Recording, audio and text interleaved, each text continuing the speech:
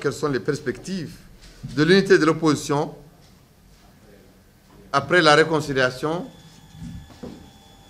de Biran Ould Abeid et de Mohamed El Mouloud? Moi, je dis que ça augure bien et ça doit bien augurer. Parce que ma démarche pour me réconcilier avec Mohamed El Mouloud, dans cette démarche, cet objectif n'est pas absent de l'unité de l'opposition. Pour ressusciter l'unité de l'opposition, la force de l'opposition, l'engagement unitaire de l'opposition contre un pouvoir qui n'a que trop duré et qui n'a pas le droit de durer. Nous devons donner l'exemple au peuple pour que le peuple se relève et pour que l'opposition se relève et sa position debout impacte la marche du peuple mauritanien vers la libération du pays et du peuple de l'oppression qui a débuté depuis 1978 et qui ne cesse de s'aggraver. Et je vous remercie.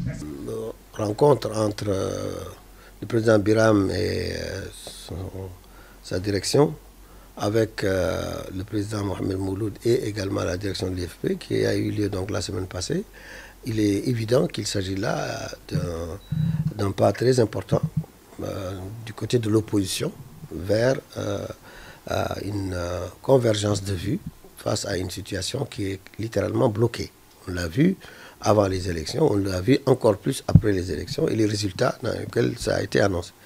Le pays manquait de quelque chose et c'était très important pour lui, à savoir qu'il y ait une opposition qui parle d'une voix commune par rapport aux problèmes généraux que rencontre ce pays, mais également par rapport à ses intérêts spécifiques.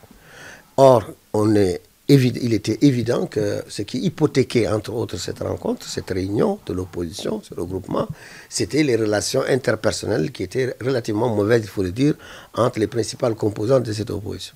Donc c'est un pas important vers un apaisement interne à l'opposition et vers la réconciliation que cette rencontre qui a eu lieu. D'autre part, elle ouvre de grandes perspectives, parce qu'elle ouvre la perspective d'approfondir des questions qui n'avaient jamais vraiment été abordées au sein de cette opposition, parce que les préjugés ont prédominé, parce que les considérations subjectives ont pris le pas sur l'analyse, et donc finalement il y a beaucoup de choses qui sont laissées en plan, laissées de côté, chacun, les uns et les autres, se contentant de, disons, d'idées reçues ou de préjugés sur les autres. Donc désormais, on a la possibilité d'examiner ensemble, à fond, des questions d'intérêt commun et éventuellement de coordonner les actions pour que des réformes soient entreprises dans ces pays.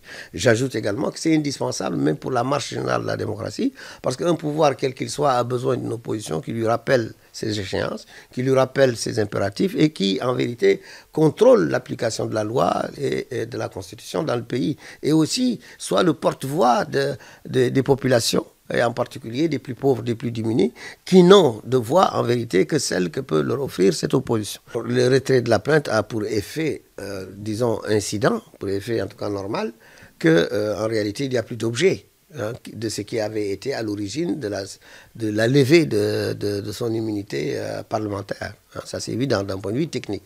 Ça veut dire que le ministère qui avait saisi l'Assemblée devrait, par la même occasion et par la même démarche, faire le nécessaire pour qu'il y ait une normalisation et que le député Biram retrouve l'entièreté de son immunité parlementaire. Donc voilà un peu ce qui va devoir être fait, si ce n'est pas d'ailleurs déjà fait.